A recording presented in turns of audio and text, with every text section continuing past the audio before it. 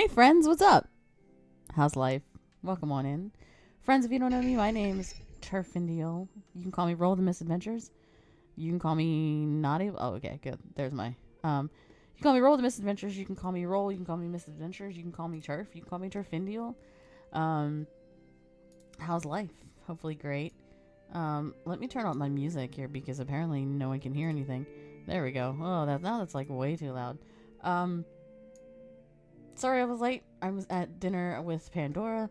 Um, and we're back with Sunrise on the Reaping. Hopefully everyone's been great. Um, and I'm very excited to do a session to do episode 3 with them. And I think I'm being hit with the book, but I'm not sure. So let's go say hello, shall we? What's up, friends? Hello, friends. I don't know what Valkyrie is doing right now. She's being a weirdo. Oh, so she's being her. Got it. Yeah. Me? A weirdo? Why would I ever be a weirdo? Because that's your default state of being. What? Wow. I mean, he's not wrong. Why is that my default state of being? Being a weirdo? Mhm. Fuck both of you. I'm gonna let him do that.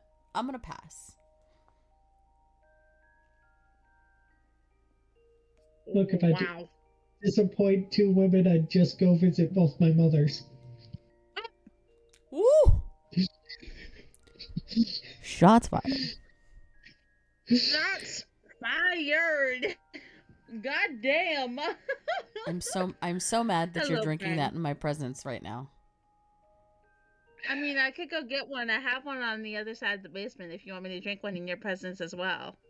But it looks like cherry, and I'm not too mad because it's cherry. It is a cherry. Yeah. So I'm not too mad. But so, friends,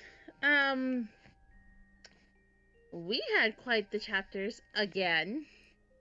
Mm-hmm. Mm-hmm.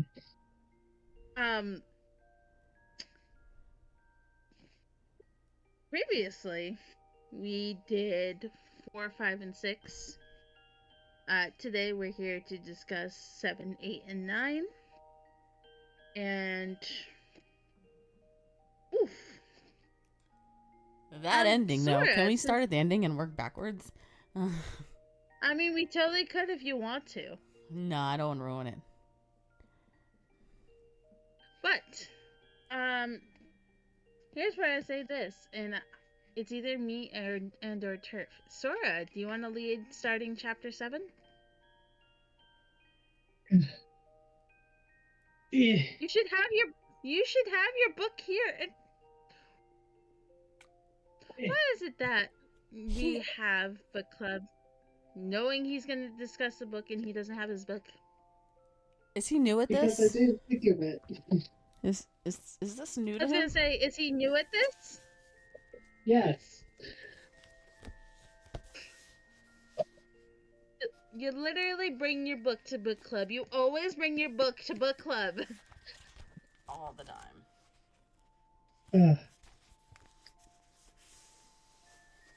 Let's see. Chapter We're 7. gonna make Sora lead off of starting a discussion on chapter 7 for one. Why me? Because you're always quiet. So? You let your sister and your girlfriend do all the talking. It's your turn. Oh. Well. So, chapter 7. We open with Haymitch kind of looking around the apartment that he and his other 2 tributes have been assigned to. Oh, 2 friends, before we get into it. Spoiler warnings on Sunrise on the Reaping. Anything else before previous Hunger Games? I don't want to say go fuck yourself, but it's been a long time, so... Yeah, spoiler warning.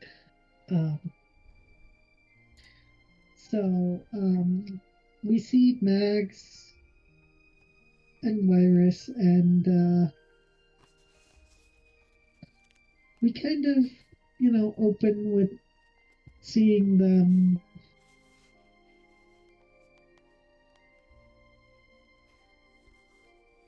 um, Virus and Max trying to make the most of the situation and trying to make Hey Mitch, Wyatt, and forget her name, Baisley. Maisley. Maisley,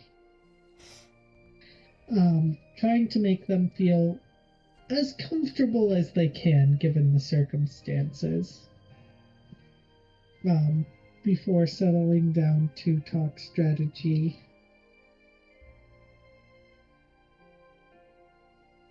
Yeah, no, definitely. We definitely did start off with that.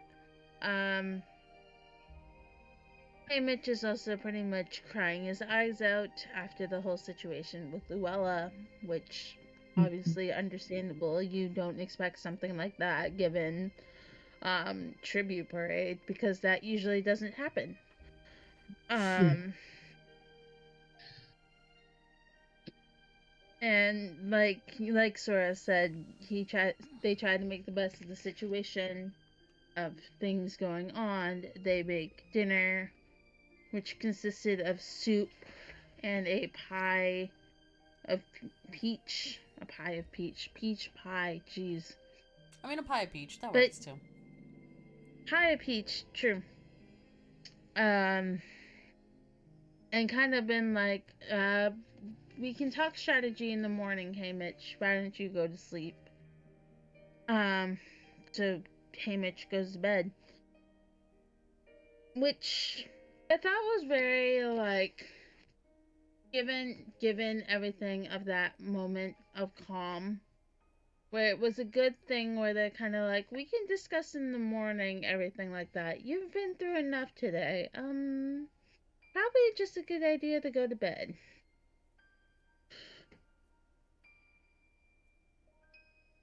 Which I think was a good thing, and Hamish probably needed that because of everything that goes on. Um, but we then get to the morning where they have breakfast and they start to discuss strategy and kind of like to start to discuss Virus's like things Virus did in her games, which I thought it was really interesting to learn a little bit about Virus. I can't even speak. Virus. Virus's, thank you, her games, and like obviously too because we are seeing Mags and Mags was a previous victor of herself. I know this is before Hunger Games and Catching Fire and everything like that. But I do finally like that we're kind of starting to learn about some of these characters given. Yes, we learned some of them before in like Catching Fire. But we're kind of focusing a little bit on learning about previous victors, which I thought was very interesting. Um can we just talk about Virus's arena for a moment? Mm-hmm. And how kind of crazy that was? Yeah, the fact that it was all reflections. Yeah.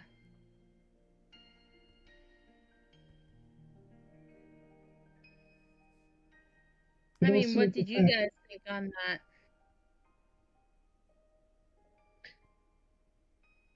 like, that would have been a really cool arena to see on Yeah, screen.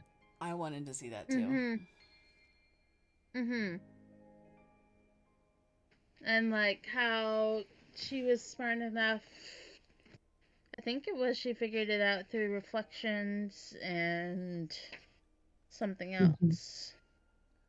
And, like, she would always head towards what looked like danger because that was the only place it was guaranteed wasn't danger Mm-hmm. Mm-hmm. because of the reflection.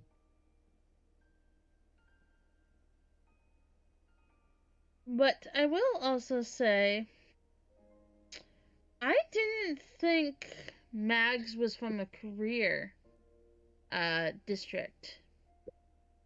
Because I thought the only career districts were 1 and 2. No, I Unless think I'm it's mistaken and it was 1, one. 2, 3, and 4. I think it's 1, 2, 3, and 4 Yeah, that it's the first typically 4. have careers. Okay, I didn't realize that. All this time, I always thought it was 1 and 2. I feel stupid a little bit now, actually, but I guess that makes sense. Especially in the Um, Hunger Games, it's focused on 1 and 2. I think is Kato and Yeah, I forget the girl's name. Kato and Crash. Kato and Glimmer, Yeah, and Crash, then I think, is one of them. Knife Girl though. Who's Knife Girl? The one that's I think she's a part of Kato's district actually. Oh, yeah, Kato and what was her name? I can't remember her name, but I know exactly who you're talking about. Where we literally see in Hunger Games 1, where we see her in the basically opening of the games, where we see her throw a knife at Katniss while going to the cornucopia. Oh god, what was her name? I don't know. I don't have that book.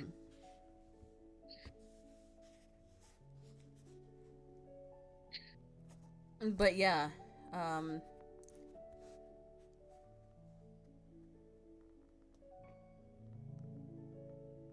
it goes into to also Mags about how she has mentored before, obviously being a victor of her own games, and like she would ask the tributes, like early on, she wouldn't ask them what they wanted, as far as game wise, because to her it seemed obvious no one wanted to die. Until she realized that there are many things that they want. Um, Specifically, hers had to do with her district partner and protecting him.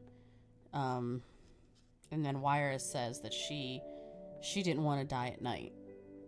So they all end up asking, Mags and Wyra actually end up asking the tributes of 12 what they want. And Haymitch says that Right, which I thought was very like a very neat thing and a very almost considerate thing of Mags to ask them. Yeah. And all of them pretty much agreed because Haymitch speaks up first and says that he doesn't want Lenore or his family to watch him die some long, agonizing death, and he wants it kind of to be quick. And he specifically, which is funny, because he references the Mutts, and we actually get the Mutts again in Katniss's games. Yes. Which, yes. whatever, I have issues with, because they were supposed to, in the books, if you read the books, they look like the tributes, and in the movies, they just were dogs. But that's a side point. Yeah, I was gonna say, in the movies they were just dogs, but yes, I remember that in the books they were supposed to look like the tributes. Or in the books, what I think I backwards it, but I know what you mean. And then Wyatt mentions the bet, like people betting on his death, and like he doesn't want that to make, like, he doesn't want his death to be drawn out so that people can make money off of it. So, and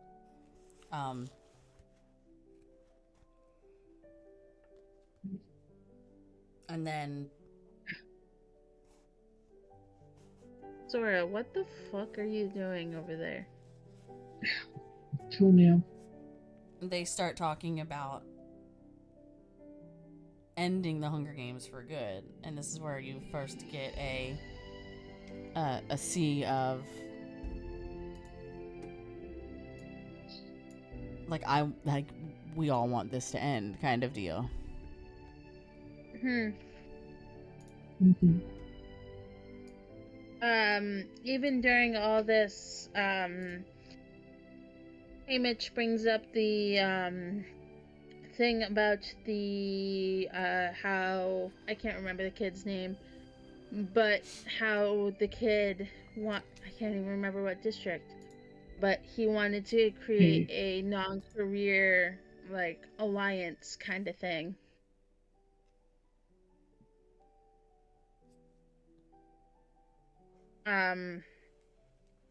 But like yeah, what was the kid's name? Archie or not Archie? No, I think it's Ampert. Archie. Ampert. Ampert. That's right. Never mind. Which I don't know if I could do that. That's such a like a double-edged sword, finding allies, because yeah, they're gonna help you ultimately, in the end, like, but in the end, you then have to betray them, because at this time there's only one victor. Right, because yeah, no, exactly. So it's kind of like, okay, here's my thing, and this is just me, like, yes, I can see the point of allies in the Hunger Games, sure. But then in the end, once you guys all kill people that aren't your allies, you have to kill each other, and that takes a toll. That would take a toll on me, at least mentally, getting close to these people, and then being like, well, now I have to kill you. It's kind of like a double-edged sword in a way. Mm-hmm. It's a really hard thing that you would have to go through. I mean, I could see, where being a career would probably, like, I'm sure, as a career they like trained you to deal with that. But yeah, for kids in like 12 and the outlying districts, yeah, like reading this, I'm like, oh, now I understand why Haymitch does, takes over his, like, drinking his whole life after the games. Mm-hmm. The thing of it is, and this is the crazy part, with what we have gotten to, and what chapter 10 ended with, obviously we're not at chapter 10 yet, but we still aren't even in the games. And all this shit has already gone down. Like, we aren't even to the games yet. And all this shit has gone down. We have already had an attack during the tribute parade. We've already had, in the beginning of the book, someone die from running off from the reaping. And Haymitch has already been through so much, and we're not even at the games yet. Yeah. Which is crazy.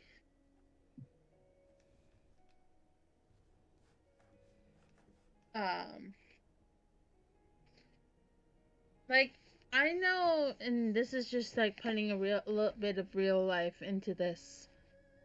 I know if this is what I had to deal with, I would be probably in grippy socks or some version of whatever the NM has for like mental hospitals. Like, I can't imagine dealing with this every day to my life kind of thing.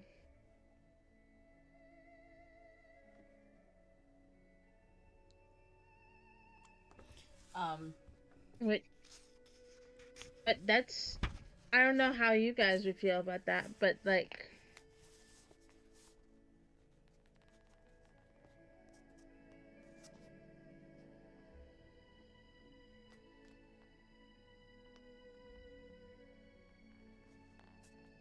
but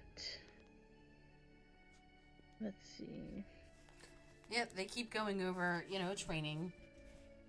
And Right. Wyrus says that she had a little um, song to kind of put in order what she felt was most important. And it said, first avoid the slaughter, which we all have come to know of, at the cornucopia. That initial, dash for the weapons that they put in front of everyone. The second is get weapons, look for water, which again is something Haymitch had said to Katniss about looking for water initially. Like, don't go toward the cornucopia, it's a bloodbath. Go find water. And then she says, find food and where to sleep. And then she says, fire and friends can keep. And that's a very interesting list of importance. I mean, it's true. You don't want to run towards the cornucopia. That's probably going to get you killed. After all that is settled, maybe you can see if there's an outlying like Katniss found a backpack outside of that cornucopia kind of deal. Like it was on the outskirts of that. And it ended up well, she got the knife because the chick threw the knife at her initially. And then she couldn't find water, but in Katniss's arena, it was in the trees. Like, she got that little metal spore kind of thing from the trees. Right. I believe. Yeah, no, she got a sponsorship, and it was like a tap that she could hit into the trees. Yeah. And then of course Katniss having her skill in basically survival. It's basically a survival skill, but being in the woods and climbing and stuff, she had rope from the backpack that she got. She climbed trees and stayed up high and climbed trees. And kind of, she didn't really have any friends, unfortunately. I mean, she did. She had Rue, eventually, but God, Rue, again,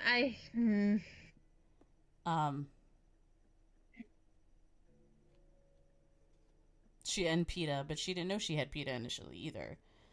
And then she kept her fire to, only eating whatever little lizards or whatever she was eating.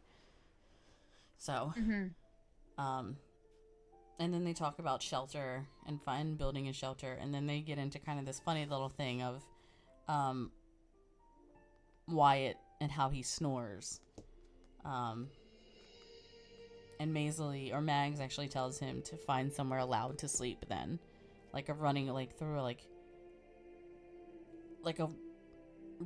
Rushing water and running water, or even in a cave, if you can. Right.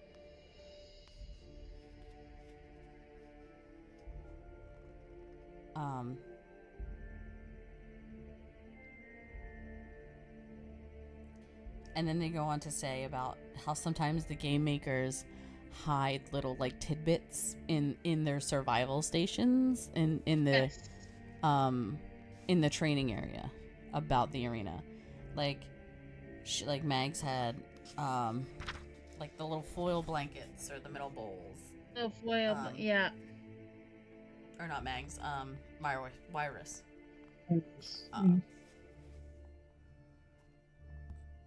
And she was kind of confused until she actually got in the arena and was like, oh, shit, this is why. So. I do think it was kind of neat how even too with the little tidbits about the arena. This is kind of going back to when they go to training and stuff in the gym again with all the other tributes and stuff like that. Where they called themselves a bunch of loose cannons. They tried to make themselves look tough, blah blah blah. That didn't entirely work. But it was just interesting to see how training is so much different than it was in Hunger Games 1 and even 2. because 2 was everything was so like electronic, but I know it's years and years later. And just seeing the difference in how they trained and how they have peacekeepers around. Yes, they had them in 1 and 2, but they seem so much more police like in this training area, and like they're making sure people don't go and like kill each other. Which yes, they did in 1 and 2, but it seems much more like There's more reformed in a way. complacency later. Whereas this one, it seems people are still.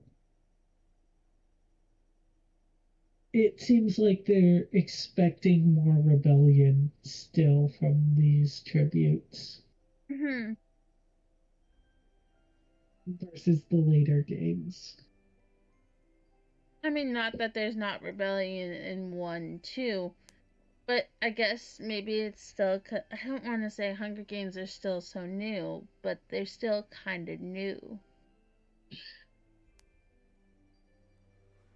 If that makes sense.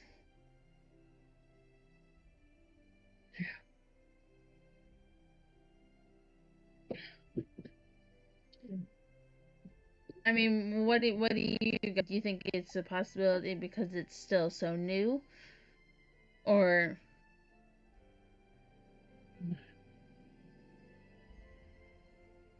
I think it might be a combination of it's still kind of new, like they're still finding their footing even after 50 years, but also with the increased number of tributes, they might be expecting a little bit more of a fight from them all. maybe?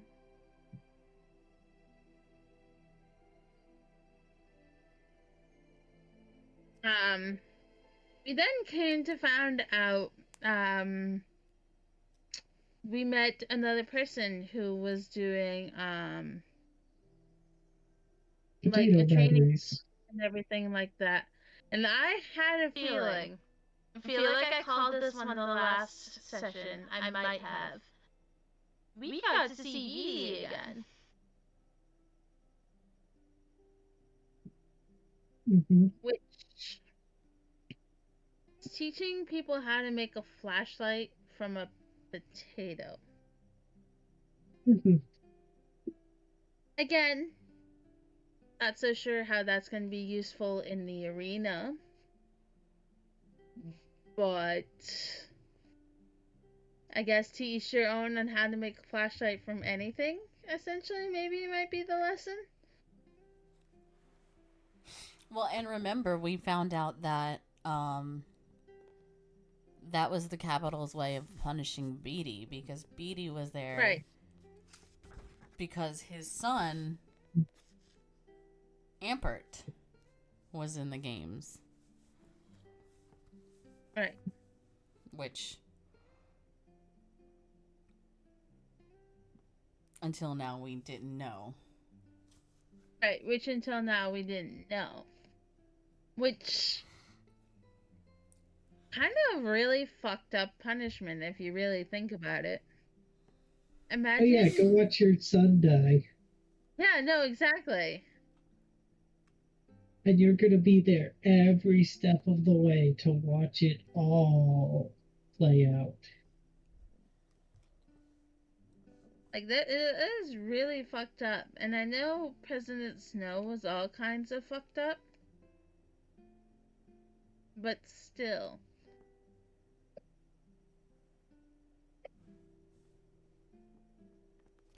Um,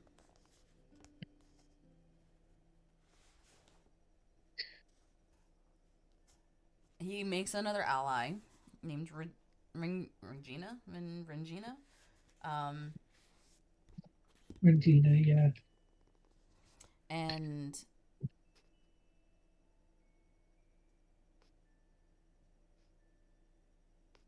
we see a confrontation between Panics and Hamish. Panic is the tribute who he stole the chariot from, because he was going to be the only one to reach the main circle. Mm-hmm. But Haymitch was obviously the only one to. I mean,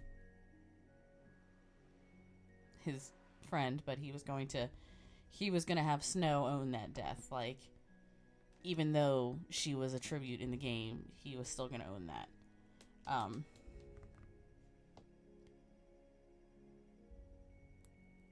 And they kind of start chatting about, this is where we first actually see, like, chat about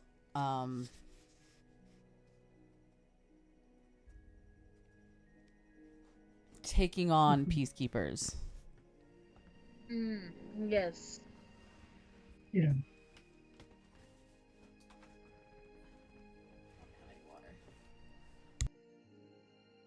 And like, the tributes are realizing how easy it would be. At least in Cheers, Max. training, they wouldn't get very far, but like, they outnumber the peacekeepers like 10 to 1. Mm-hmm. Yeah. Which I think it's fun. It's crazy that they're just training and seeing the evolution of the training center. Like, they're just in the gym at this point, all together. Mm-hmm. Right. And like, it's definitely different to see. Obviously, you can tell who's good, who's not going to be in this whole training arena. And while, of course, the career packs are going to be much better than 5, 6, 7 onwards, but you can start to maybe, and it kind of goes back to maybe this is Capital's way of making you be able to see this and who you want to ally with. You can see whose possibility of going to make it through the games, who's not, while trying to figure out your competition.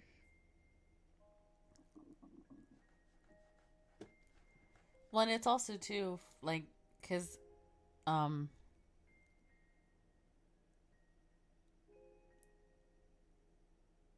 I don't know if they say it, but like the sponsors first time, like first or second time, where they get to actually first time where they get to actually see what the tributes can do. Like the parade is kind of the first time to see the tributes, and then the training is the first time that they can actually, because they actually rate the tributes from like 1 to 10 or 1 to 12, on a scale of like who has the most likelihood to succeed in the games, and that's how they end up getting their sponsors, is by how good or how bad they rate. Yeah. Right. Which, if I remember correctly, during this rating system, and we saw a bit of it in 1 and 2. No one really, I think, ever really rates high, if I remember correctly. Like, no one really rated Except that the high. careers. Careers. Right. Yeah, and we haven't even gotten to the rating system. Like, we haven't even made it there yet. So we don't know. At all.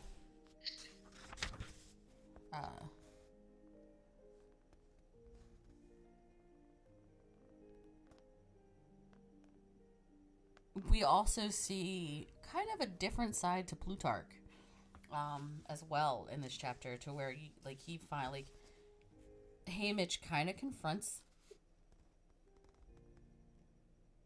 Plutarch. And he's like, Haymitch is kind of like, you're just accepting the capital. Like, you're just, you don't see anything. Like, you just see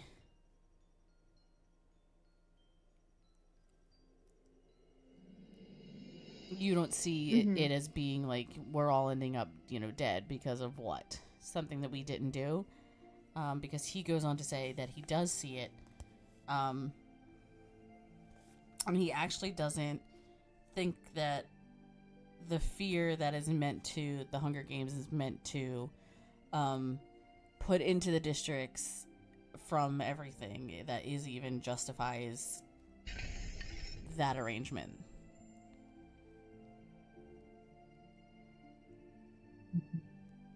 Right.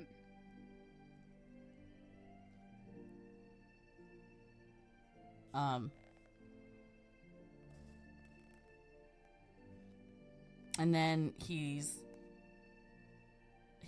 kind of throws it back to them. He's like, well, why do you? Like, why are you doing this? Why do you agree to this? Like, and no one kind of speaks to Adam. Oh yeah, God, no. Again, and this brings me back to, okay, and this is just me. While yes, I'm excited to be learning more about Plutarch, I didn't entirely like the way he handled things in Mockingjay, either. And I know he was trying to get Katniss out, blah blah blah. But it's me trying to figure out, is he still deceiving the Capitol actively at this point, or are we not still? It's hard to say because it's almost like a 50-50 of like a, I don't want to say bipolar between Plutarch and things, but he's nice to them at one point and then he's not nice at another point.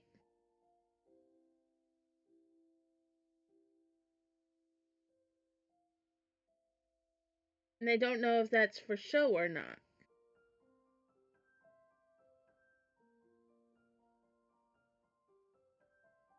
Yeah, because If that anytime he's makes asked, he's like, why are you specifically, what is your deal with 12? Why are you specifically focusing on 12? Like, leave us alone for half of a second, dude. Like, we've been through a lot. We've been through enough. Like, one of our tributes died. Like, a friend of ours died. We've been through enough. Like, go cover District 1 or whatever. And he's like, well, I was assigned to 12.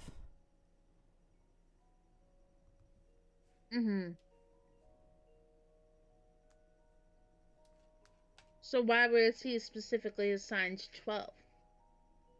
That's what I want to find out, and I'm sure we will. But he's solely focused on 12. So does that mean everybody else has their own coverage? Or is he just ignoring everybody else?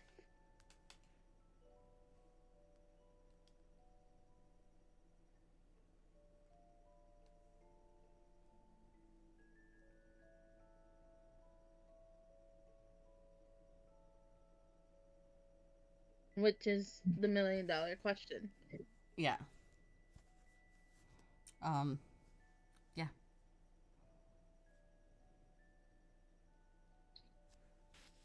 But he does agree. Chapter 9.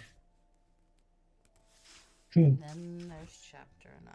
We go on to potato talk. I also think it's interesting that that BT was kind of hiding. You kind of see defiance from BT because BT is talking about how to make this potato like electric potato, but he's really like putting on a show for the peacekeepers.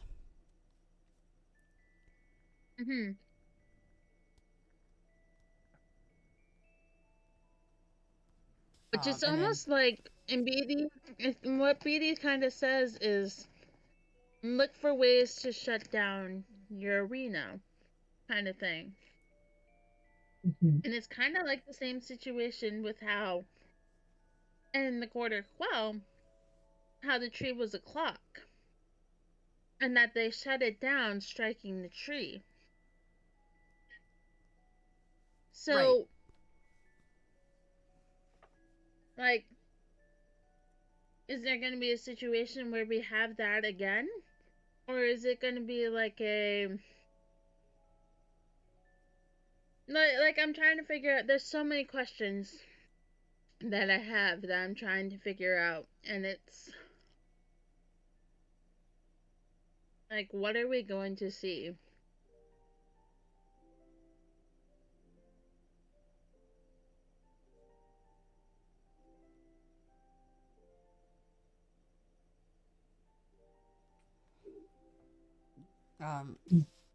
Right, because we all know that Beatty won his games by electrocuting all of his remaining tributes, and that's how Beatty won. And then once they figured out that the lightning hit the tall tree, Beatty was like, "Oh wait, that tree," and then he had his own specifically made wire that he knew could withstand the volts of the electricity from the tree, made to rig it up. Right.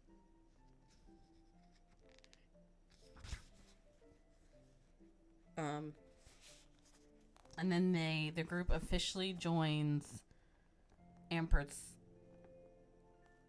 alliance as well. Right. At the end of that chapter. At the end of that chapter. Yep. And Hamish kind of gets a fan club with sharing his lunch.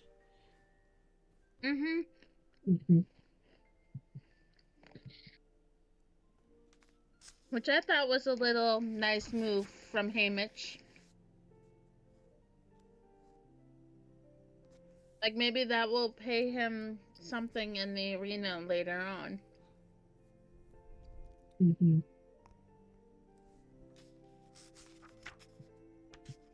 Granted, will this other person be alive before that? That's another thing.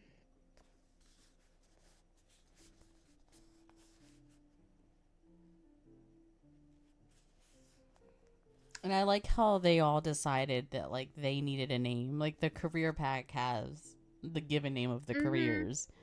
And then all of them decided that they needed a name. And they settled on the newcomers. Which I really liked.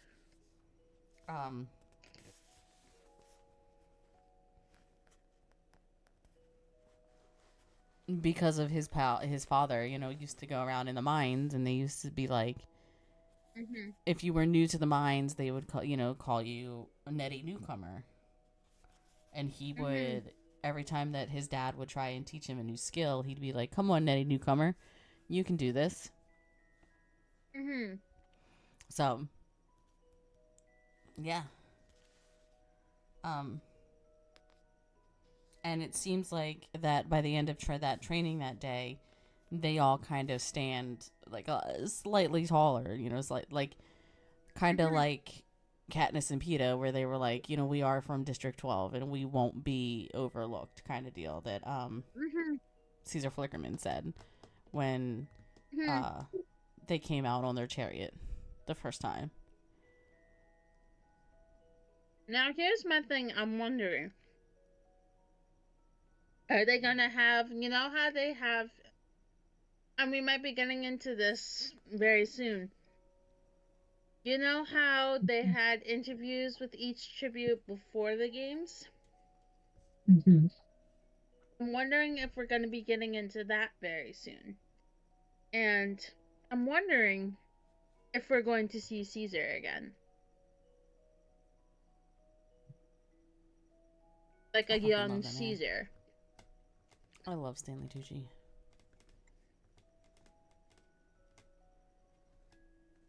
Or if it's going to be someone completely different.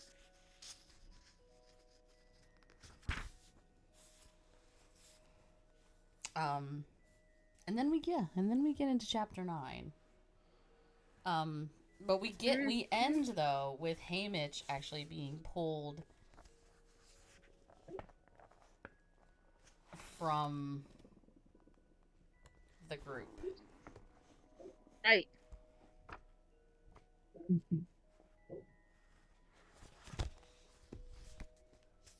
And going over to Oh, Plutarch's house. Plutarch's. It was like a greenhouse. I'll be I right don't back. even know if it was like. Sorry, I have to run out. I have to go to the bathroom. No worries.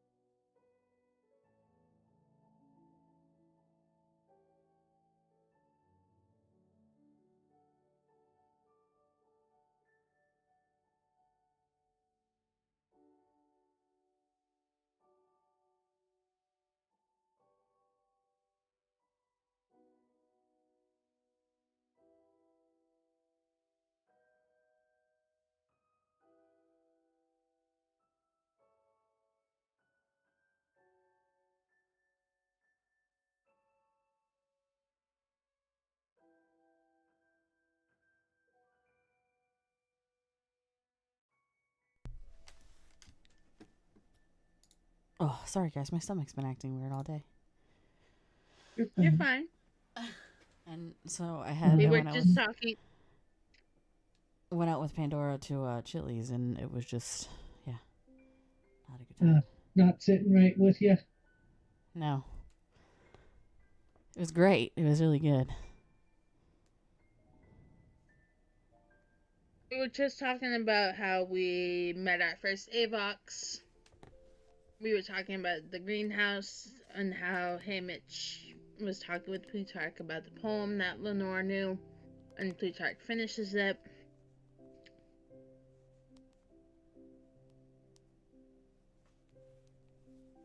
And, Haymitch even offers, or Plutarch even offers Haymitch some booze.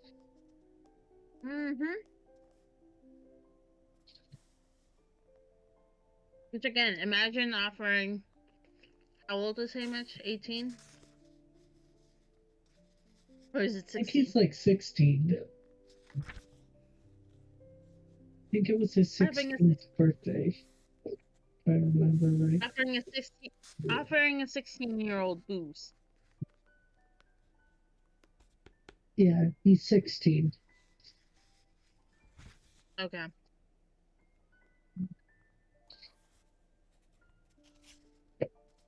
I mean, to be fair, this 16-year-old is about to be marched to his death, so a little booze ain't gonna hurt him. Yeah. A little booze is the least of his worries right now. True. No, this is not a condonement of underage drinking, only in fantasy realms.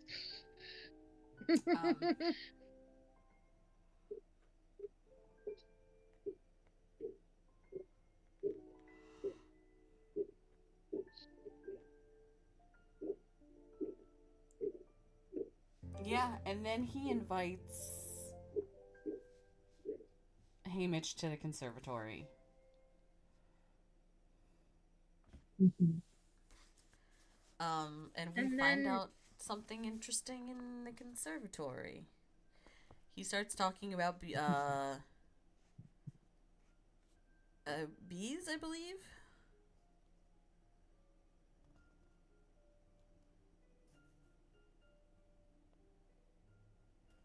Yeah, well, Mm. insects, a nectar that insects are kind of Mm-hmm. attracted to, and that's what ends up killing them.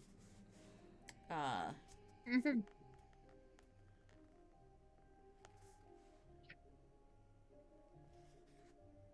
and he's almost like trying to joke with Hamish until out steps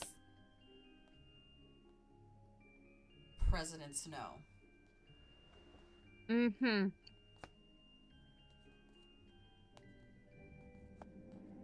Which, and I say this, and I bring this back. With what was going on with Snow, I almost got the same vibes I did. I feel like we had a similar scene like this, where we had it with Katniss, and I don't think it was like in our house or something, and he was not in the greatest of shapes then either. Um, And that's 25 years after this. and that's 25 years after this. So, what got him to the way he is now, where he is so sick? And maybe we'll learn about that more here. Or maybe we'll even. Well, I don't think we'll learn about it in Ballads of Songbirds and Snakes, but maybe we will. Maybe. But, like, you already know, at least from the when Snow comes in, and you can already tell Snow is not good. His health isn't even great 25 years later.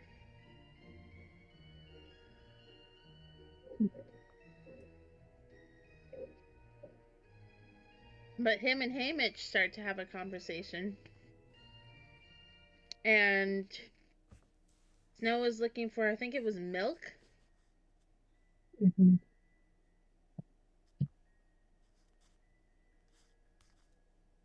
Yeah, it was milk, and then Haymitch, deciding to be a little defiant shit, decides to drink it all, and then say, "Oh no, there's nothing in here." But, like, why does that's such a Haymitch move though? It's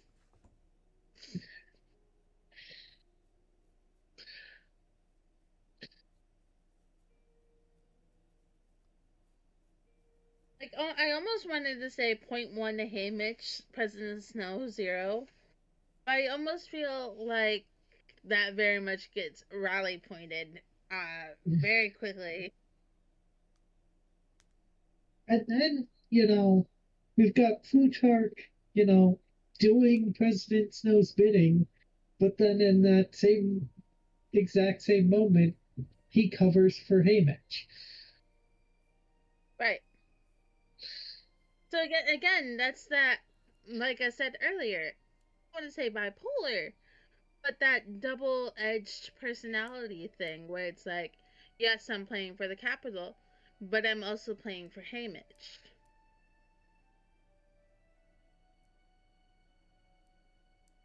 It's like in the end, we know what side he is, but also it's the capital still has a big hold on Plutarch at this moment in time.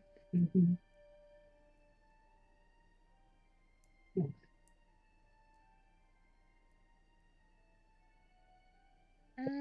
Let's see. I'm gonna have to mark pups in a few. Okay. Let's see. And then Snow, they talk about Haymitch's necklace. And Snow asks to see it. He pretty much immediately knows that it's a flint striker. And he's trying to figure out what the other animal is on it.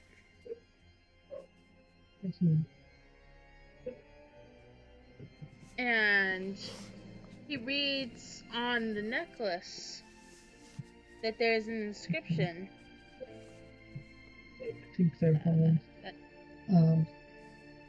I gotta run, but Okay. We can go to BRB if you need to come back. You guys can keep going if you want. We can just go to BRB and wait for you. Okay.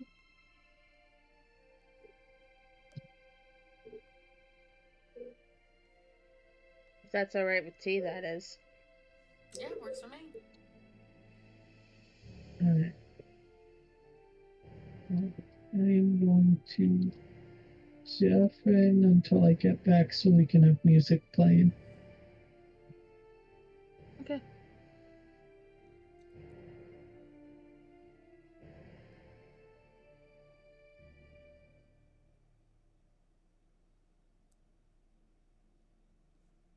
But what are your thoughts so far, T? I don't know if you went on your thing. I didn't. Of like what we've discussed so far, is there anything that you wanted to add or anything while we wait for Sora?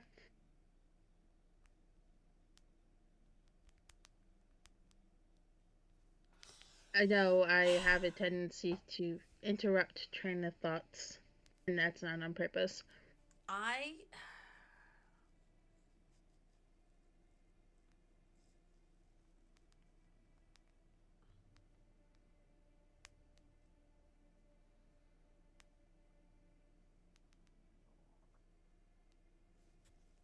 I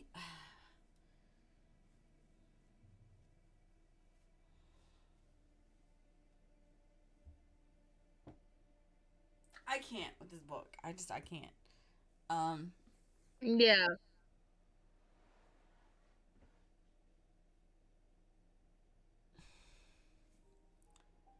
I in the way that it ends, I just wanted to read it. I just wanted to keep going. I almost did, but then I'm like, if I keep going, I'm gonna try and finish the book, and I'm like, I better just put it down. Right. I wouldn't stop, and then I'd be like 14,000 chapters ahead, and then I'd forget everything that, like, which is fine, but then I'd forget everything that I was supposed to talk about.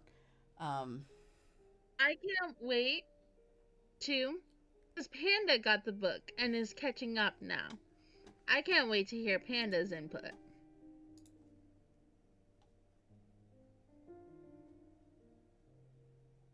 I can't wait to hear what Panda brings to the conversations, because Panda's gonna be a lot of fun. I'm very excited. Um, Mhm. because Panda will be like we're so far, we're like not so far, we're at chapter 10 at this point in time, and we'll Mhm. be at chapter 12, but we know everything that's happened up to chapter 10, or up to chapter 10. Mhm. So like it'll be hearing his reactions. I almost want to backtrack and just have Panda talk and just hear Panda's reactions to just Mhm. everything. Um, Mhm. because there's and then finally get into real time, because like the three of us, I mean, the two of us have been doing it since we started the book, because we didn't involve Zora. Oops. Um, but We're great. We're great. um, the to get it from somebody who is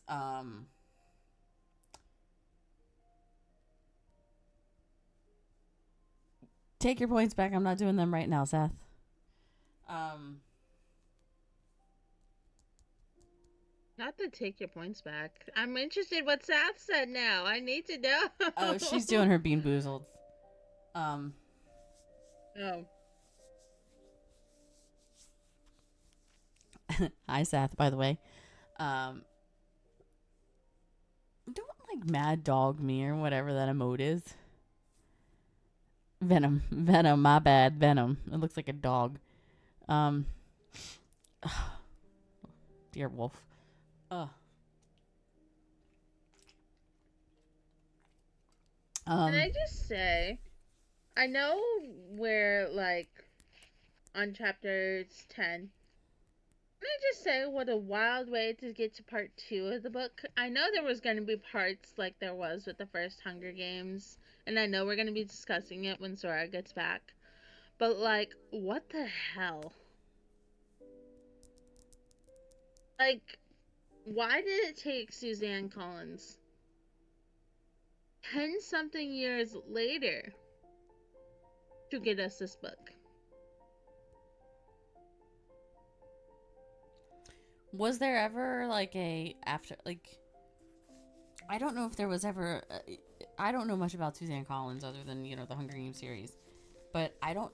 I have to go and it would be interesting to look into, because, or have my lore keepers look into, because they don't do shit. Love you guys. Um,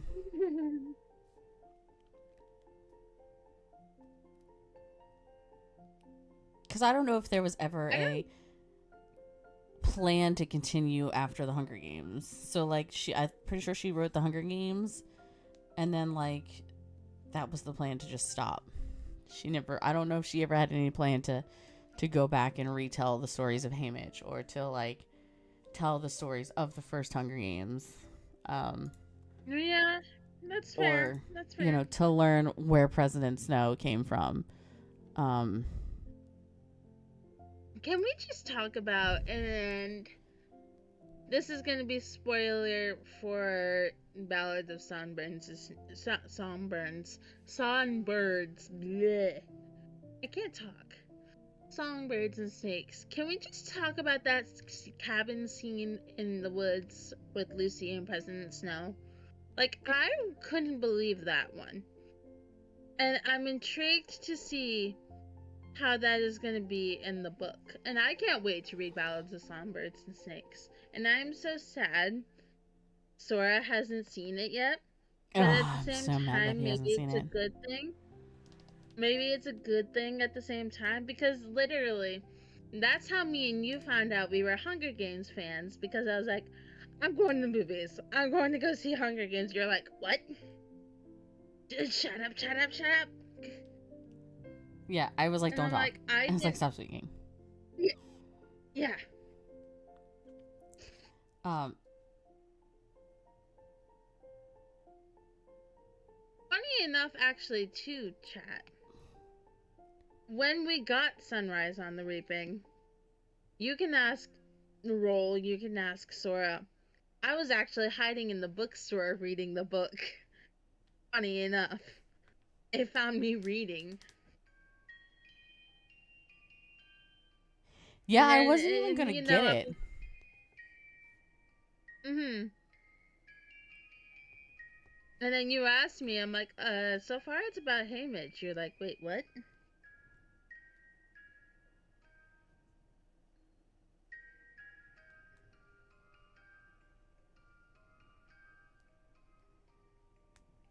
I do want to, and I know we have so many plans. Me and Sora want to bring you through Shadow Hunters, which I think you would like Shadow Hunters, except for one character. Sorry, T vampires. I know. God damn it. It's fine, because I will never have a Dungeons and Dragons character that romances a vampire. No, what about Volante? Hmm.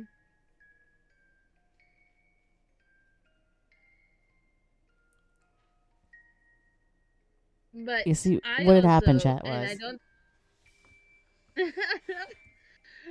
I don't think Sora has done anything on Divergent, which really makes me sad. Except I think he saw the movie, and that was about it. I would love to go through that series again, too. I haven't picked up those books. I actually never read 4. I didn't either. I didn't either. God, Which fucking. Ugh. I really liked. 4 was, I know, Theo James. 4, I liked 4. I liked 4. He was one of my favorites. I really also liked Eric. Um, Eric was great. Eric was great.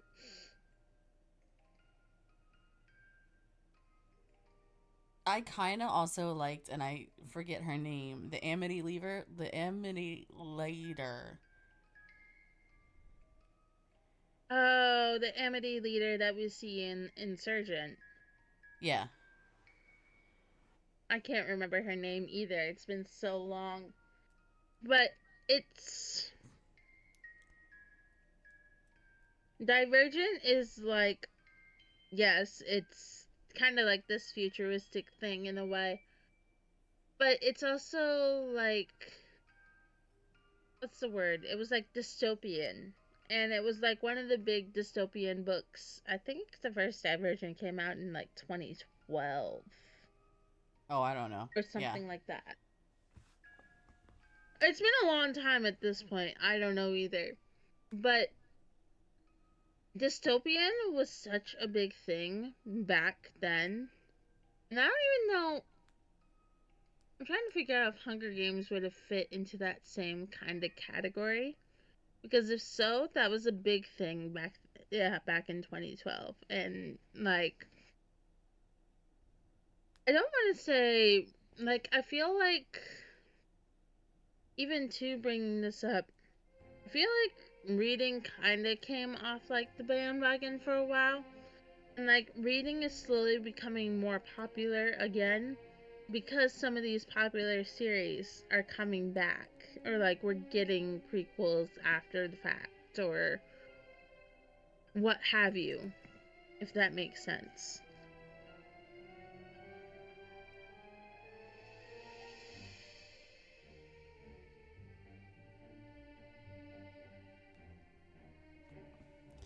Yeah. I also have I also have such a big library to read. It's like not even funny. I even have this to read that I picked up a while ago, T. And I kind of want to do it after the second thing comes out in November, but Oh, interesting. I actually found the book. And there's multiple books after the fact. There's like a book about the lion. There's a book about the Tin Man. There's a book about the wizard that I'm like, oh.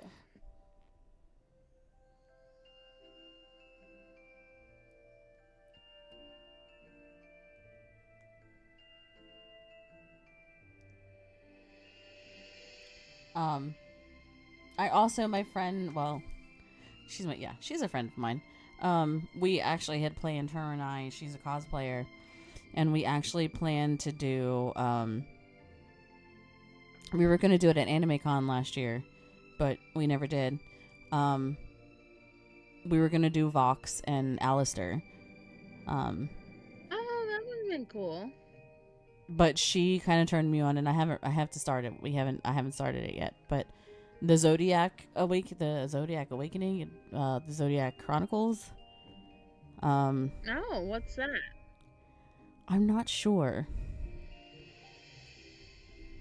to be honest, but the way she made it sound, it sounds super super interesting. So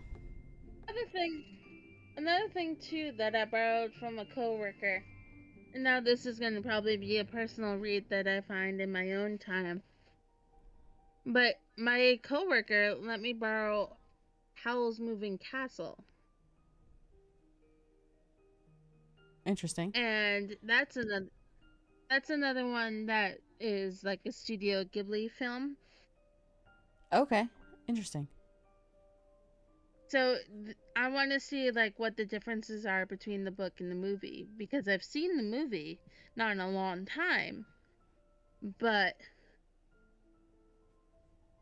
there's so much reading I have to do, and there's so much time where I actually just have to sit down and fucking read.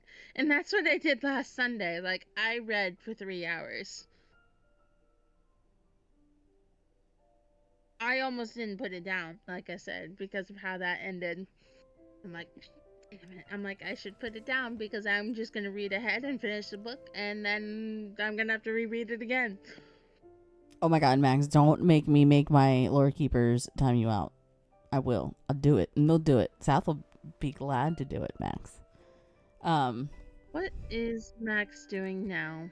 He just keeps Misbehaving just again? keeps spamming water. Oh my god, that's why I put a water limit on my fucking shit. Oh no, just like saying water. He's not even like spamming the drink water. He just keeps saying He's water. just saying water. Oh, wow, Max. Wow. Don't make me come up there. I will. Aren't you going there in October? I'll be there at 3:30 in the morning, but I'll be there. Oh, yeah, that's real great. Yeah, I know. I drank it. You haven't redeemed it since I drank it. The first one.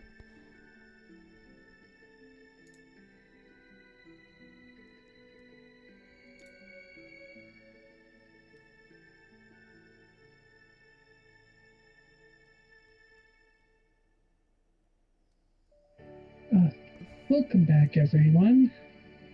Oh, well then yeah, it was totally Turf never... it was totally missed and refunded. Oh, there it is. Yeah, me and Oh, I Turf see have it. still... Cheers. Me and Turf have been continuing to discuss, and she never went on BRB, so we were discussing, like, books and shit that... Just, like, basic books. No, it was fine. It wasn't anything about this book. But I was saying how... And so I was probably gonna judge me for this one. I borrowed this from a coworker. Okay. He's not even paying attention. No, I know he's not. Oh. I borrowed this from a coworker. That's a good one. And then I was telling Turf how when it comes out in November and after it's done and I've seen the second part, I want to get into this that I bought a long time ago, and he's on his phone again.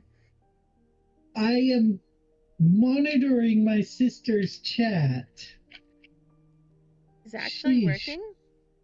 I'm working in both of you. Gods. Apparently I'm not allowed to work for either of you. Well, I mean, you usually don't, so Well, you know what? Fuck you. No Oh, thanks. wait, I'll let my brother do that. Wow. But Called me out Sora, on the internet.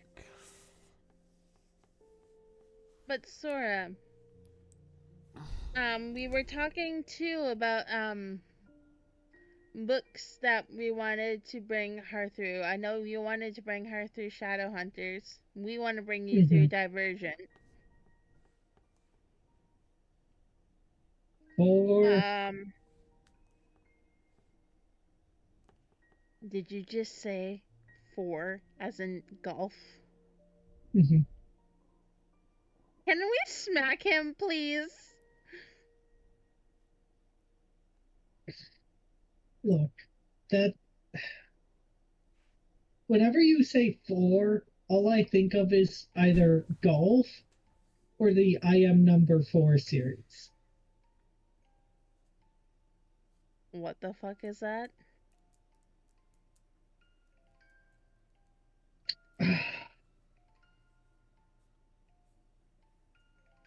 I'm obviously dumb. And I It's a just probably series hurt. about an alien with superpowers. Okay, so it sounds like it's for a teenage boy. Well, Or girl. I'm gonna watch what I say on the internet. Oh, what? Are you No, saying I say am a teenage boy? Go Well, you ahead, sis. shave. Say it. You should.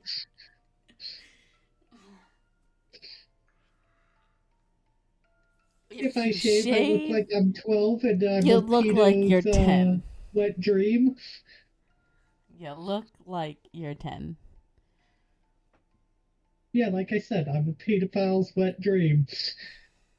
Oh my god. On that note, we're getting into the end of chapter 9.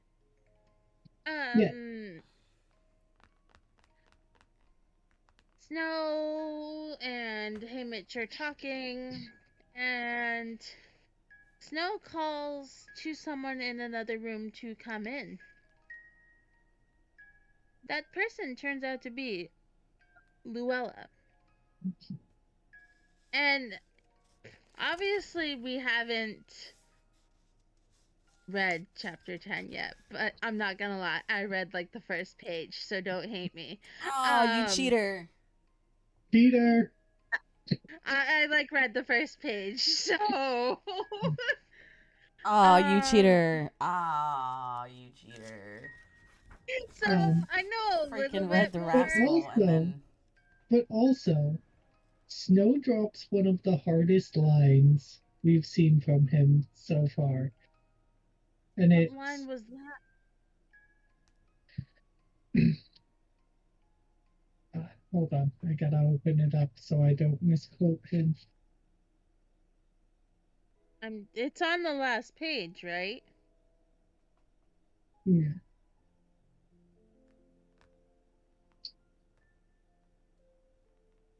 Mm. Oh, yes. But there are many different ways to die in the arena. You might That's get it. stabbed, or strangled, or die of thirst. Death by mutt tends to be the most memorable. We have some beauties this year, programmable to serve individual tributes, and far scarier than the weasels. That's it. Haymitch says, I have no say in that. No, but I do. And I will orchestrate your death based on your behavior from here on out. You decide what you want Lenore Dove and your mother and that dear little brother of yours to see. You can die clean and fair, or we can open the games with the slowest, most agonizing death ever to befall a tribute. And yes, you should be thanking me for giving you the option. So clearly, just from that alone, if I remember correctly, that was a private conversation. Mm-hmm. Obviously, there are fucking cameras all around. Or listening devices or what hearsay you. Because there's no way Snow would have just known that. I love. That's a good line, but I love the line following that he says, "Don't feel too badly. You're in good company." You know, my family has its own little aphorisms. And then Hamish goes, "Oh yeah, what's that?" And he says, "Snow lands on top." Yeah, that was good too.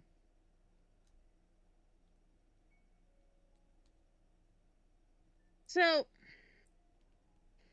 I'm not gonna say much because again, I might have read the first couple pages. Treason! Treason. Treason. It's treason then.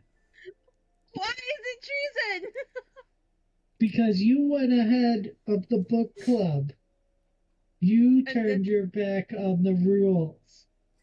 Don't you know? Who made the book club? Yeah, Who and made the who name? can't follow the rules of it? Who said I made rules? Do we want to go with like the first try at the book club or like the second try at the book club? Because technically, I mean, it's still you, but technically, I was like, let's bring back book club. So like me, you, and Jackie all have like ownership of the book club. This is true. This is true. I am only here to see what happens next. Basically, I'm And just because dragging someone Sora. needs me here. I was gonna say, basically at this point, I've told Sora, you're reading this, you're reading this, you're reading this. Sora forced his way in this book. We didn't even ask this motherfucker to be in this book. Oh, this is true. This is true. I don't want to hear it. True. Well, someone had to stream book club, so I was going to be here either way. Actually, if you weren't gonna be here, I would have just been fine with Turf doing it. Well, fuck you too.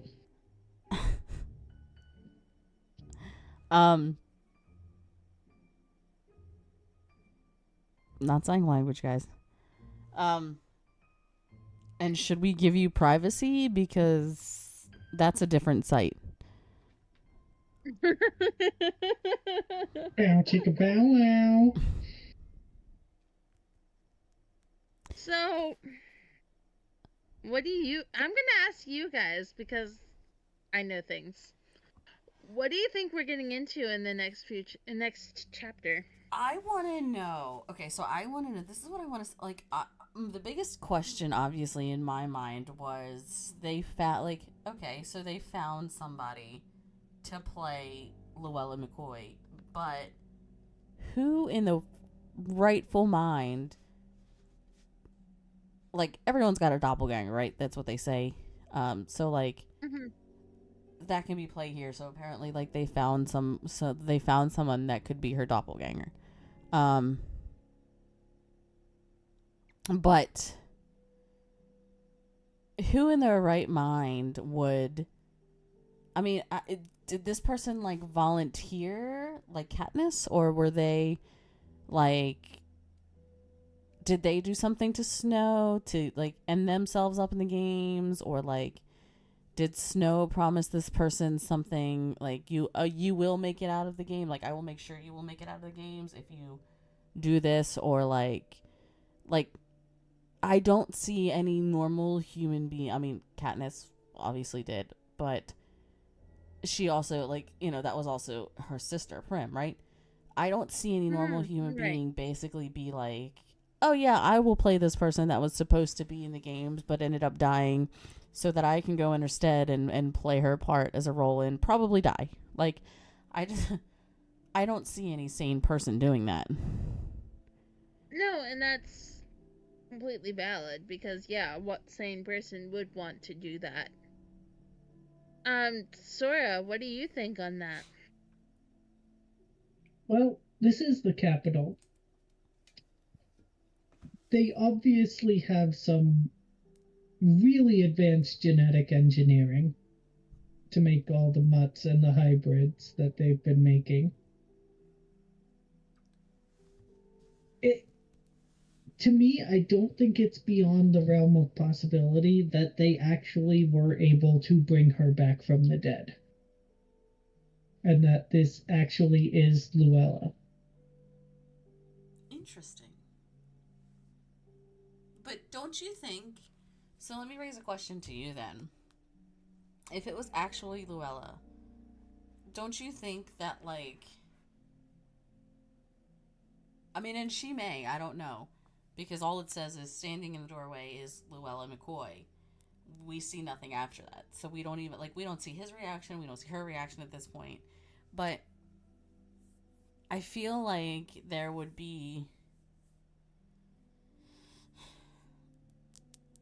the reaction to the, like, if that's true, then, like, there's gonna be this, the reunion of these two is gonna be huge. Well, I mean, with it being the capital, I 100%. Oh shit, I never unmuted my mic. Sorry, guys. Go check out my audio over on Roll the Misadventures. It's Turf that posts these to YouTube.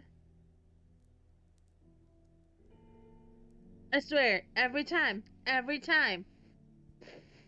And you have him as your tech wizard? I'm really wondering if I should start having. I'm really starting to wonder. I'm really starting to wonder if I. Can I kick him, please? Sure. Can I kick him? Sure. Okay, sorry, you're kicked out of book club. Go find another book club. Wow, forever. You can't even join in the next one, in Loki. Okay. Wow. Hey, Turf, do you want to join me, Jackie, and Loki instead? Yeah. Panda, I fail as a tech wizard. Panda, you should be not here right now. This is what mods are good for, little audio checks. Thank you, Panda. Thank you, Panda. Now, I love you, but you're not caught up on the reading. So, what the fuck are you doing here? I mean, maybe he is. Maybe he is. Great is. point. Although, you don't know his life. That would be very quick to catch up on the reading. As I was trying to say, so with the capital being the capital, I feel that if they did bring Luella back to life, they probably fucked with her memory too while they were at it, just to be extra dickholes. That could be totally on brand for the capital. That could be totally on brand for the capital. Actually, that's a really good point because I didn't even think of that. That could actually. It would be so on brand, especially for Snow and the capital in general. Because that. And to go from having Luella be such a friend of Haymitch, like, oh, the comparison and the bridge and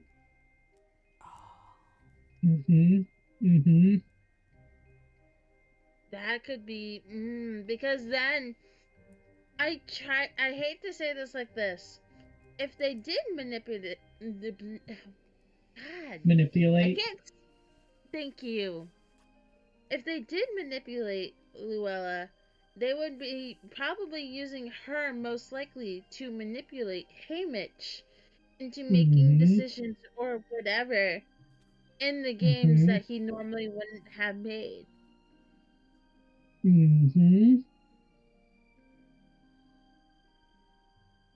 You have a good point. Huh. Which then... This then raises this point. If... Why are they only... Are they also only telling Haymitch to then, when their other friends find out, is she going to manipulate them if she's manipulated?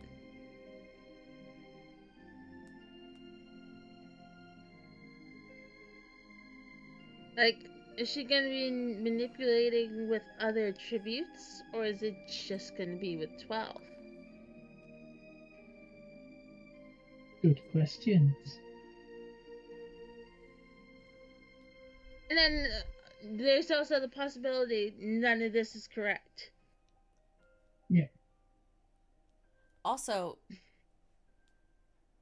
you know what? This also brings up a point of T. And I feel like we might be going on to the same track of this. Well, yes, I don't entirely know. Like I said, I only read the first couple pages, but I'm not getting into it.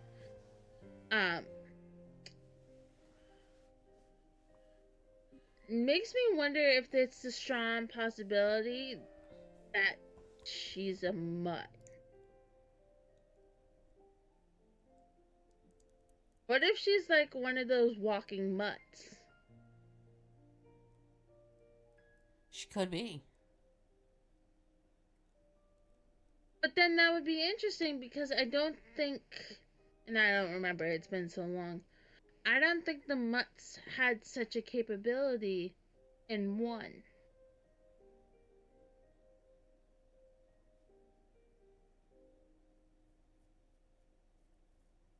But like I said, it's been so long since I read 1. Let's go back to the Capitol has this ability to bring Luella back to life, essentially. They cast Revivify on her or something. But how are her other, like, it's not just Hay, it's all of the other District 12 tributes. How are they going to react when she, like, strolls back into and not just the District 12 tributes, like, how are all of the tributes going to react? Yeah. Good question. Yeah, good question. Because, I mean, Panache was right there and he saw her die too. Yeah. What was the kid's name again? Panache. Panache. He was the District 6 kid. District 1. The career. Oh, District... Are we talking about the one that was shredding his shit? Yeah, the one that Haymitch stole the chariot from. Okay. So it's the... Okay, so yeah, that's a good question too. And if the Capitol has this ability to bring people back,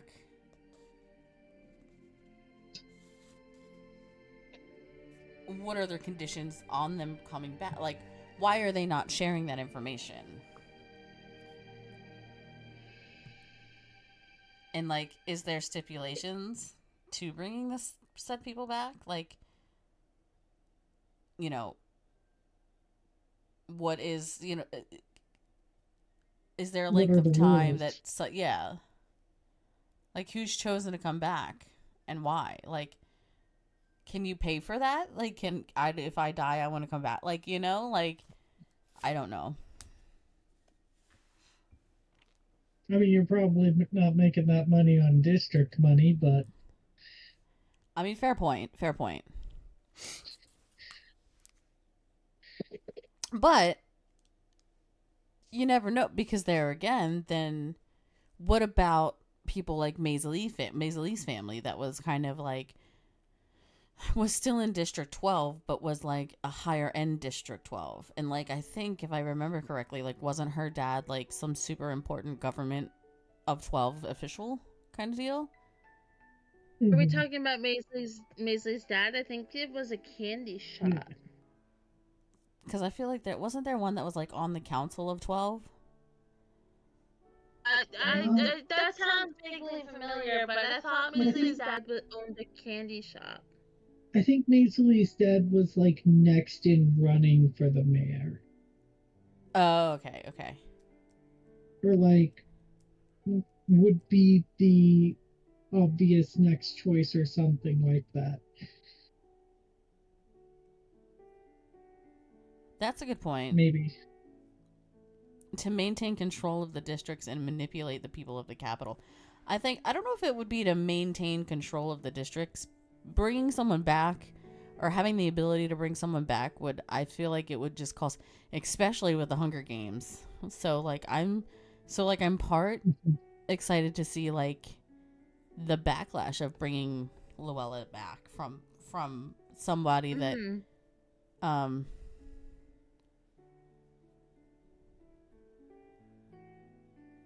like, because if you can bring Luella back, then why not bring the rest of the tributes back? Right. After you have your winner. Like, you still have your winner and the signification of what it's meant to signify, but now we don't, now all the kids that were lost can go on and live their life if you have the chance to, or have the ability to bring them back. Which then,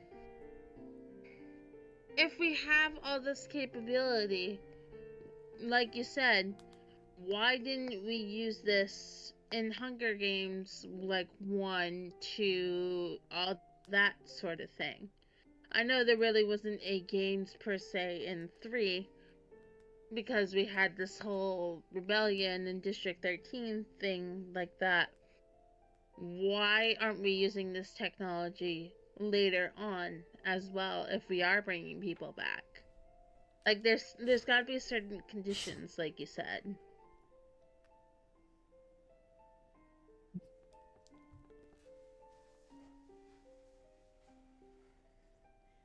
I don't know, Miss Trader, are you gonna lead us into any spoilers? I mean, I certainly could. How about go fuck yourself, mate? Oh, damn. What do you guys think? Not you. What do you guys what do you guys think of the title of part? Was there a title of part 1? I didn't even look. I believe there was. No, if there was. Yeah, but part 1 was the birthday. Oh, the birthday. The birthday. Okay. Part 2 is the rascal. The rascal. So do we think? So that obviously focused on the reaping and it being Hamish's birthday, on reaping day. So do we think then part 2 is gonna focus on Luella maybe? And that whole thing surrounding Luella coming back? It certainly might. That's a good idea. It's either that, or it's gonna be the, like, focusing on Luella and maybe even the events getting to the games.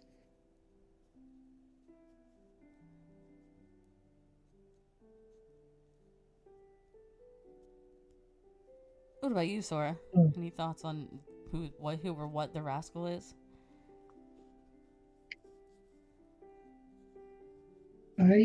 I think we're gonna see not as like overt signs of rebellion, but I think we're gonna see like Hamish still trying to undercut the capital where he can. I could very much see that. Hamish probably is also going to have his own kind of like ways of trying to stop the games before they happen. I could see that. If they're using it to control the districts, they would be only using it when a tribute dies before the arena. They wouldn't have to reselect a new one and delay the games.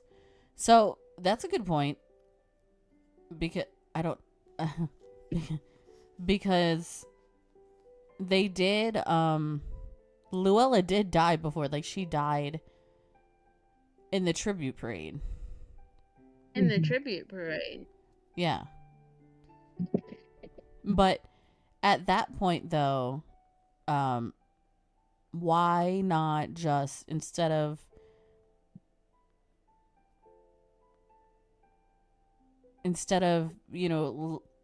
letting Haymitch in the game, why not just I forget his name, but why not just bring back the initial tribute from male tribute from What's his name? I think it was LeChance something. from District 12. Well, I mean, that one they might not have been able to because I mean his head was all over the place.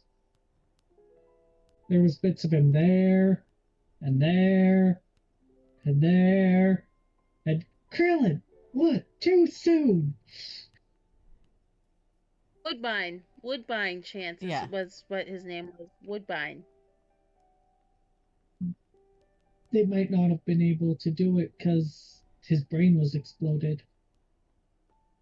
It's true. He's got a good point because they shot him in the head when he tried to run.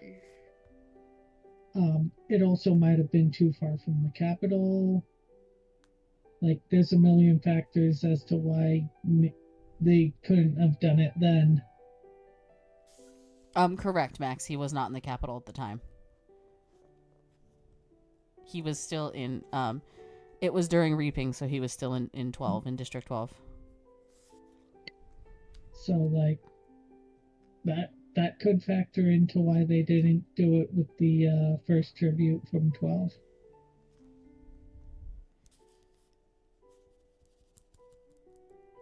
And I wonder how his parents are going to react when they see Luella still there. And so here's my other thing too. There's a good chance, and I don't even know, Luella's parents might not even know she's dead yet. Oh yeah, because Plutarch said that the live stream only went out to the capital. It never made it out to the districts. yeah, well, it did. The Chariot, I think, did, but it went off without a hitch or something. They made it so that it could go without a hitch out in the districts. Yeah, like they reported it went off without a hitch. Yeah. If I remember correctly, it took the better part of 2 days to reach the capital. Yeah, I think you're correct, actually, Max. I think you are correct. So it's just those things where, and I know it's hard to say because Luella's parents already know she's not going to be coming home. I know that. But they probably don't even know she's dead yet. And now the Capitol's using her to whatever advantage they're trying to use her to. And it's fucked up. It's fucked up. Mm-hmm. And whatever they're trying to get out of Haymitch is going to be some fucked up shit.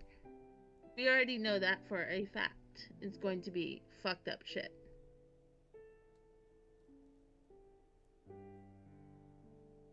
Well, I think it's interesting that Snow specifically came to him as well, which he does later to Katniss.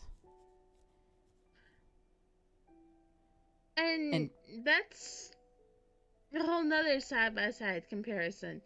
Because Snow came to Katniss after the whole, if I remember correctly, after the situation of her meeting with Gale and kissing Gale. And this whole meeting with Gale. And now we're having this with the friend situation, like with Luella. It's very interesting to see what the side-by-side comparisons are going to be. And seeing what Snow was like before in Ballads of Songbirds and Snakes, for example, the movie at least, is nowhere near, and you can correct me if you feel differently, Roll, but he was nowhere near manipulative like he is now. So what brought that Like, he wasn't nearly as manipulative in the beginning with Lucy's games, and he is now. Yeah, he was just a student. Yeah, who Right, got exactly. chosen himself to be a part of the Hunger Games. Right. And then we saw the mistakes that he made and what he had to deal with. And Sora, you'll find out later. But it's crazy to see how much, I hate to say this like this, how much the capital changes you. Because you go into the capital, maybe the person you were in your district, and then if you win, or if you come out of it, or if you become a mentor, the capital almost brainwashes you in a way.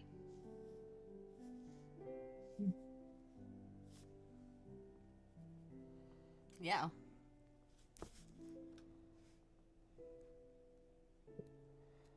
But either of you two have any closing remarks?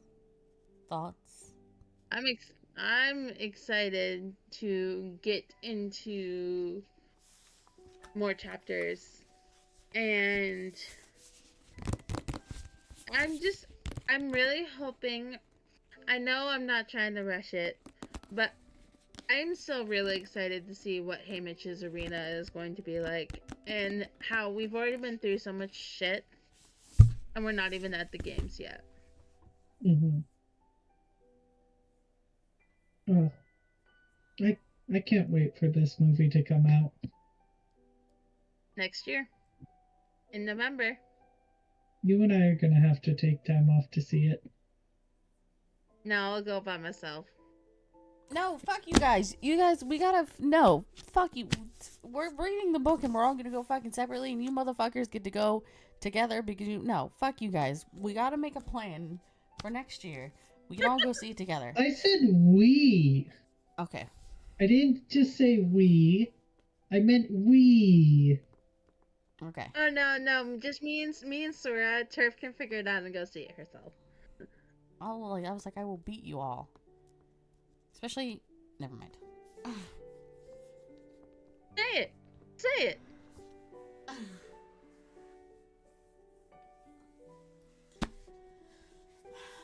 was like Well, listen. What? Max just said double date night. Oh, we're inviting Max? I mean, Max will just have to read the book. Oh dear God. It looks like Max is inviting himself. I mean, okay, here, that's fine. But that's up to Max if they want to read the book. I mean, he's basically been told everything about the book. Are we just adding people to, like, in the middle of fucking book club? We're just now like, we're adding Panda. Max, you want in?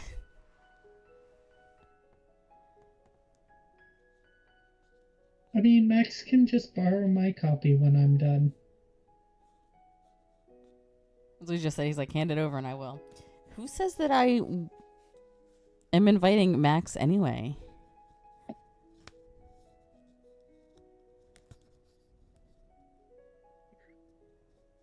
What am I doing anymore? Being a weirdo. I hate all of you.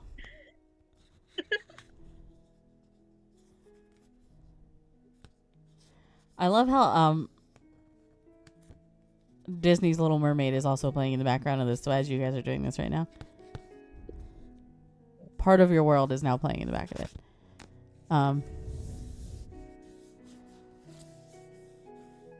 It's okay. I loved Turf last night. We're having session. Valkyria, don't judge me. I'm like, I love K-pop Demon Hunters. She was like, yes! I freaked out. I can be done in a day on a day off. I might take that challenge. I mean, it's really not that long of a book compared to most of the books that you've read. I mean, it's only I 27 chapters.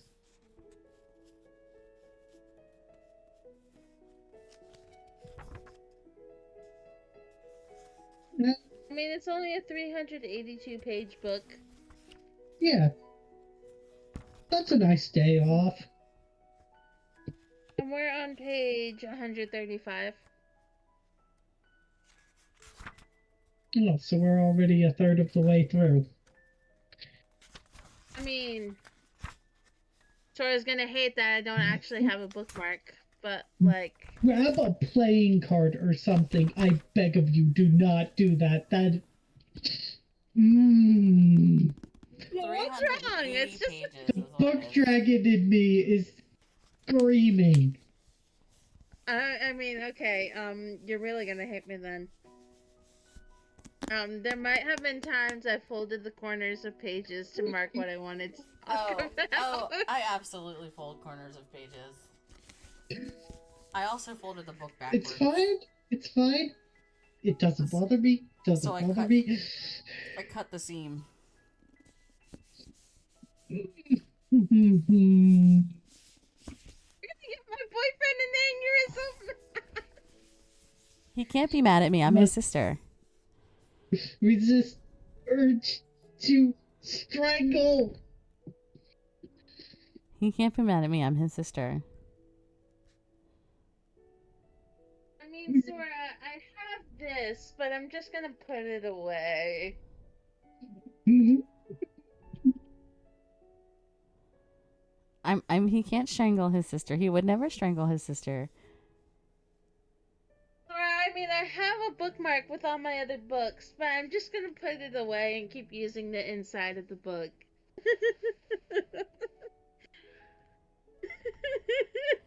Look, and we can say we're actually Vex and Vax now. I don't know what that makes Max, but we're actually Vex and Vax now. Max is Scanlan. Max is who? Scanlan. No. Then how the frick does that work if I'm Vex? Because Vex hates Scanlan. I don't disagree, but... Hey, Sora, do you want me to continue doing this?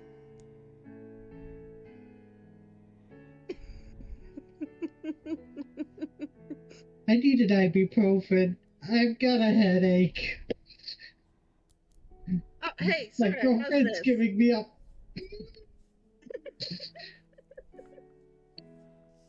At least it's you and not me giving him a headache. He said girlfriend, not sister. The nostril flare of total rejection. Hey, Sora.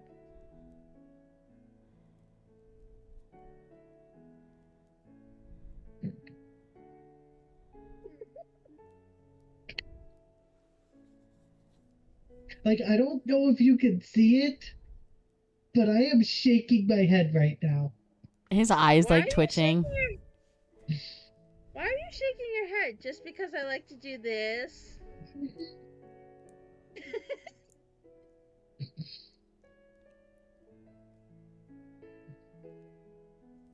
Like I said, I bend the spine backwards. Not the immediate. It keeps the book open.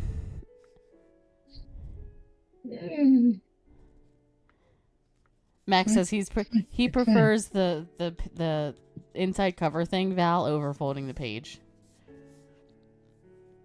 Okay, fair.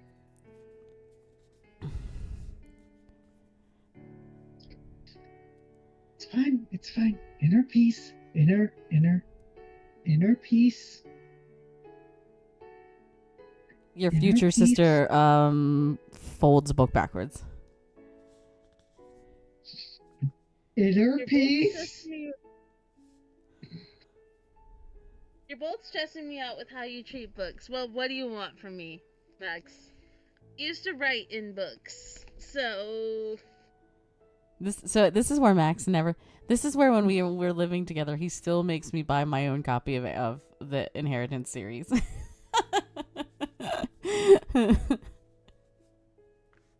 Or he reads it to me.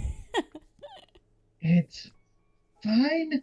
I am getting you both audiobooks from now on. I don't do audiobooks. I'll fall asleep. I was gonna say same.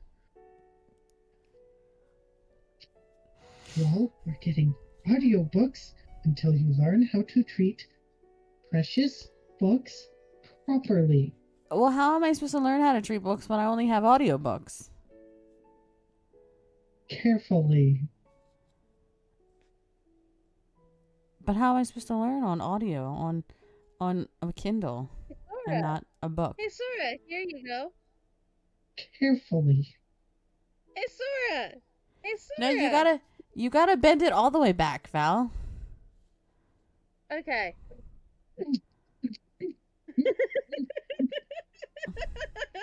I will Like, beat you with my book. Like if you look down my spine, it's got that little crinkly where I bent it.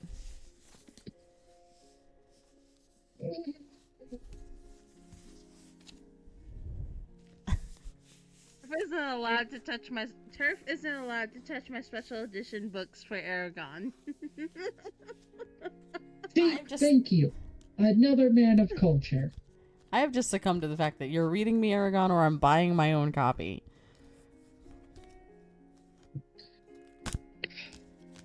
Even your non-special editions. Troglodytes. But Max, what's yours is mine, right? No.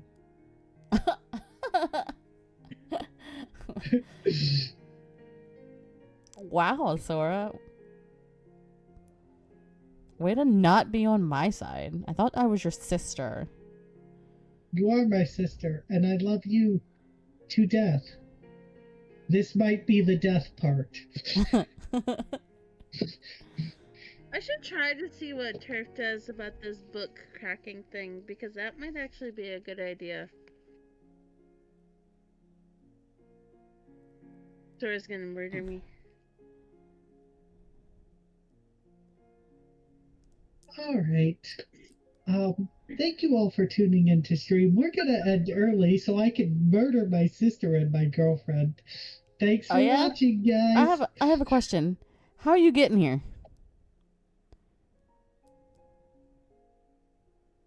Carefully. How am I getting? No, Sora's gonna come murder me, and I said, "Oh yeah, how are you getting here?" Oh, yeah, good point. Carefully. A, you know I wouldn't do that. B, you realize that you threatening clean shaven is not a threat to me. Sora threatening clean shaven is more of a threat because Sora looks like a 12-year-old boy.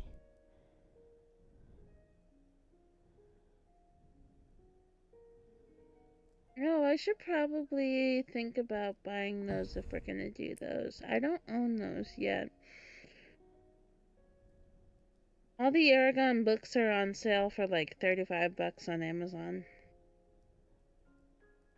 But I should also check Barnes & Noble because I pay for a Barnes & Noble membership. I had Aragon at one time. I was planning on reading it at one time. But we won't discuss what happened to that book. Anyway, I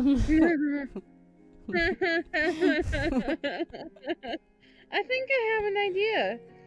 Anyway, so Val, signing off remarks. What's your name? Who are you? Why do you do what you do? And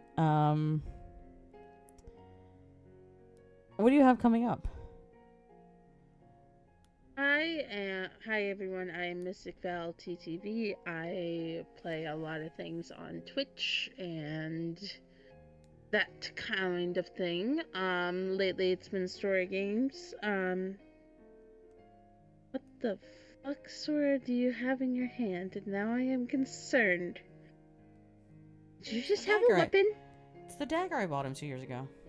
Or it's the knife I bought him 2 years Oh ago. my god, he's threatening me with a weapon. Anyway, This I is what happens to those who don't respect books. Stab, stab, stab, stab, stab.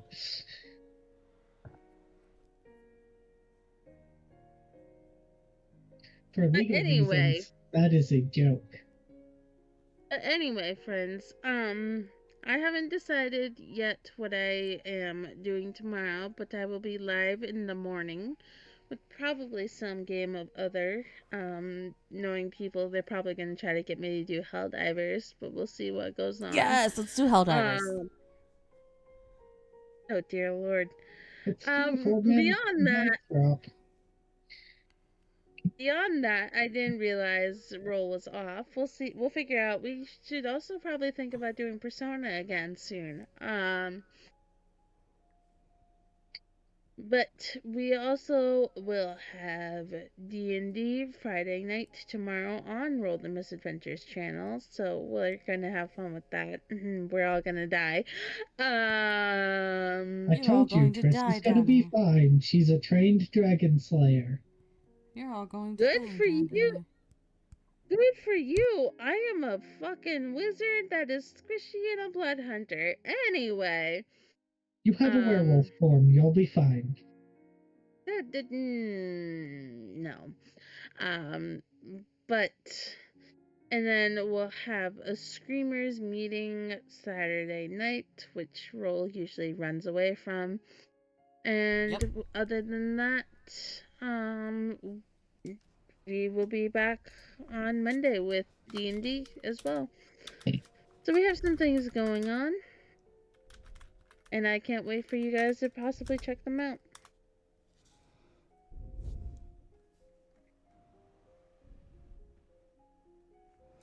Okay, well, my cloud bot is not working, so we'll just do this. The cloud bot ain't working.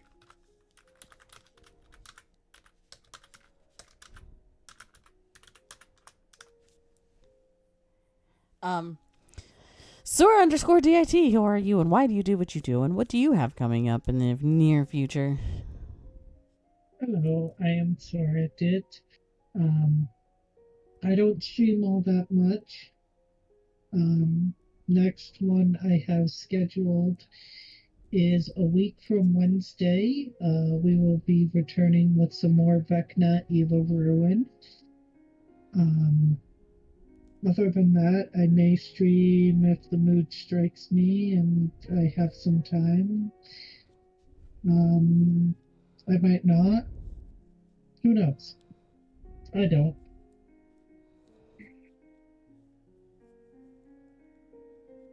Great.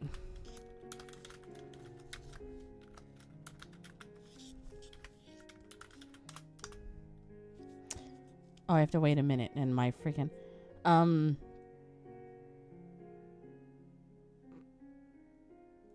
Yeah. So, I'm going to go ahead and mute and chat. It's been real, guys. We'll be back for 10, 11, and 12 with some new friends. Yes, definitely. Bye. If you leave. Bye. And friends, I am, as always, Roll the Misadventures. Thank you for tuning in, friends. To book club for Sunrise on the Reaping. We did chapter 7, 8, and 9. I'm getting into some really, really good nitty-gritty stuff of Sunrise on the Reaping. So make sure, if you are not, hit that follow and like button over on YouTube if you're watching this on YouTube. And drop us a comment, and don't forget to go ahead and catch up on Roll the Misadventures D&D session in Nyakin. Very excited to have my party go through their first kind of interesting fight where they may or may not live. If they don't live, then I have to find something else to do. If they do live, well, good for them. Maybe they'll get a level up. Maybe they won't. Maybe I'll just punish them for wanting to freaking invent ice cream.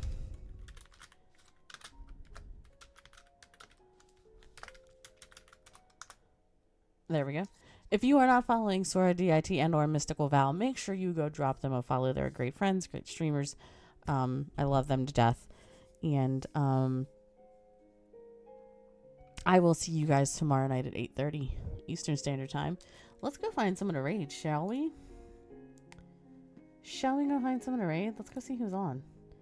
I had someone picked out, but they're not on anymore. Shocking of shocks. The ones that I want to raid into usually are never on. Casual folks dungeoning casually.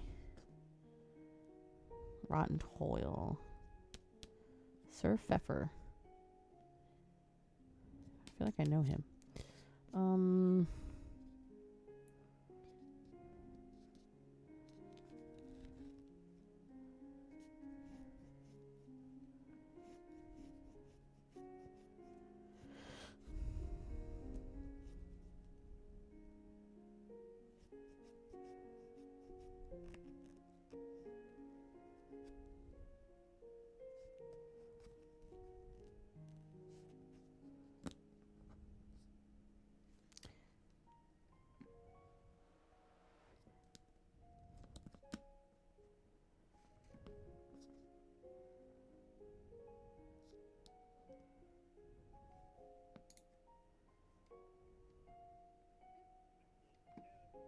Oops.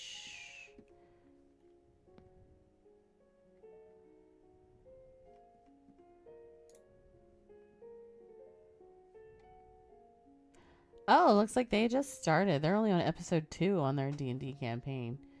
Hmm.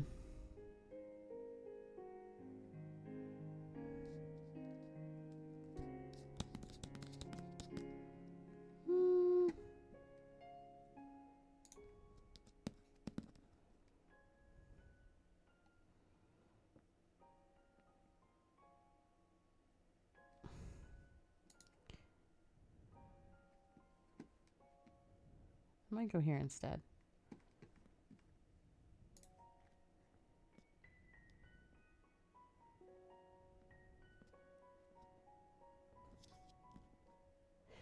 Yeah, let's go ahead and go here instead. We're going to go ahead and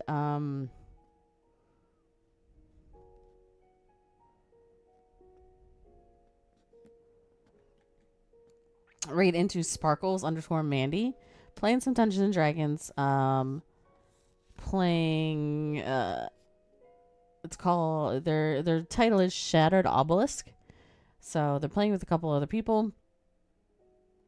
And let's go say hello to them, shall we? If you feel the incline, go ahead and drop them a follow.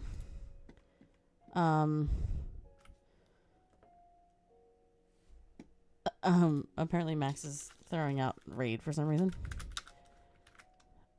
And I will go ahead and see you all tomorrow. Thanks for popping by, guys. You guys are amazing. I love you all. Have a great night. Mwah. We'll